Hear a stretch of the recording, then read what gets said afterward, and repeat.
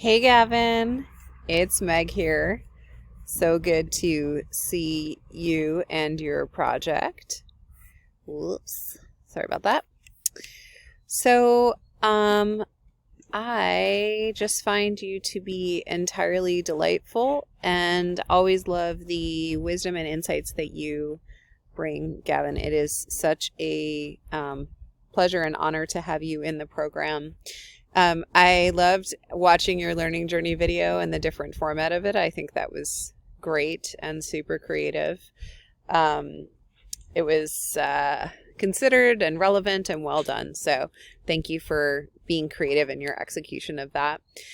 Um, I also really appreciated in your pitch,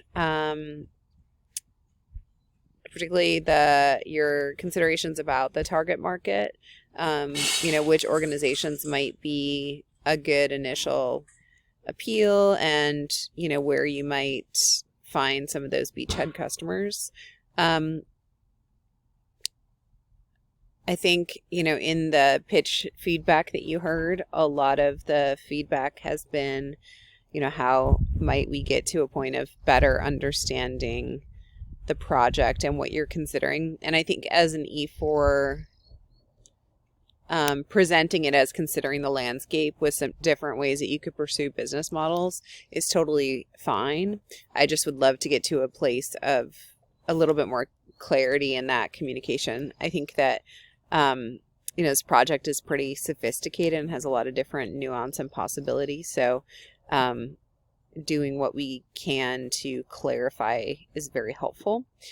Yeah, I loved your learning journey video. I thought it was hilarious. And so for me, when it finally made sense, which I know sounds really funny, is at this prototype tool screen. And the thing that made this make sense to me and the description of the work that you're doing in it is that a lot of times people think that people are drawn to certain parts of their content for a particular reason or in a particular way with engagement. But really we don't know. Like I often use the, solar example, like why are people choosing solar? What's in their search language? What's going to help inspire a choice, inspire an outreach? Like what types of things would be helpful for content strategy? And so some people might think, I'm going to write a blog post about solar. It's going to be about saving money. Well, if it turns out that the natural language searches are all about, going green, then probably my content should go where the natural language searches are rather than some random other thing. So anyway, the prototype is what makes it clear to me. So, sharing maybe that, organizations don't necessarily know what piques the interest of their customers. And so using, available technologies, building a content strategy based on expanding your knowledge of what customers are doing and how they're interacting with content, might be a helpful way to think about framing it up. I heard a lot, and then as I was looking through things, heard from Josiah and others this question of, are you a service provider? Are you offering a platform? What's the business model? And I also found that a little bit confusing.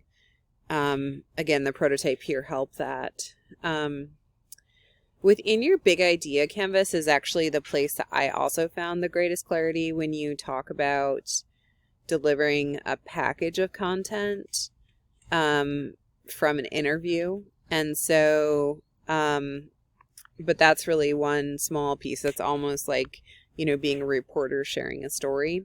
So I wonder, like, if looking at things like brand packets and seeing what's involved in those and how people position that out with voice, could be helpful guidance. I always like the one that Lush put together. And there are a lot of others that talk about, how we talk about our brand, not only in terms of like color, but in terms of tone. And so that occurred to me then that maybe branding agencies might be a key partner for you.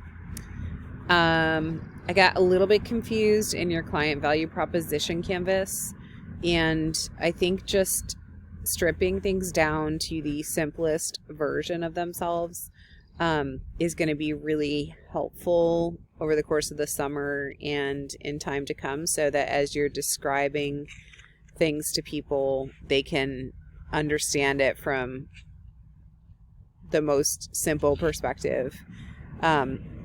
A lot of people don't necessarily share when they're confused, I've observed. And so, trying to make it as simple as possible would be very helpful. I really appreciated the layout that you had in the business model canvas. I feel like you're getting some really good traction on the pieces, and you have really good logic around things. The one challenging area is, the value proposition canvas itself. So I think it was wise for you to think about doing market research as an E4. That makes a lot of sense.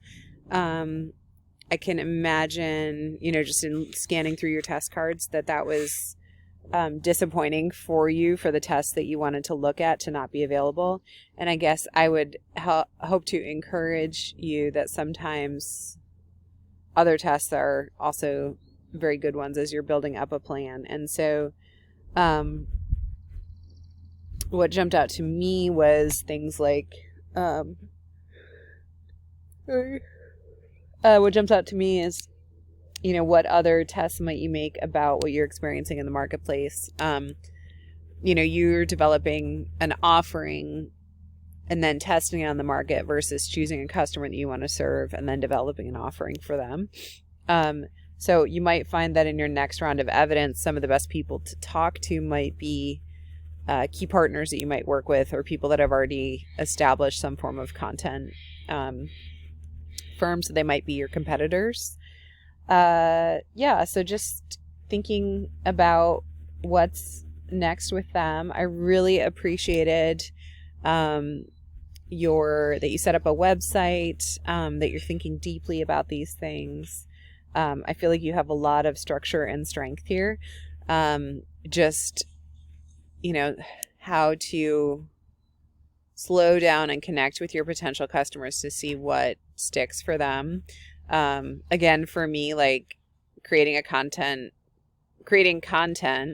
around what people are actually looking for and what might resonate with them would be a very appealing value proposition. Like, we would create unique content to our business, but it would be what people are searching for with that industry, and it would come from a current and relevant voice. So that makes a lot of sense to me.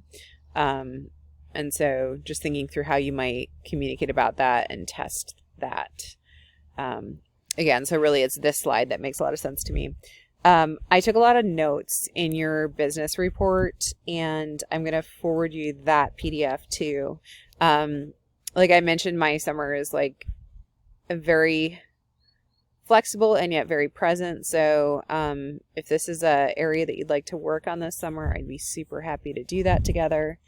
And just so grateful for all of the creativity and insight you bring, Gavin. I hope that you are having a wonderful summer, and thank you for taking me on a walk.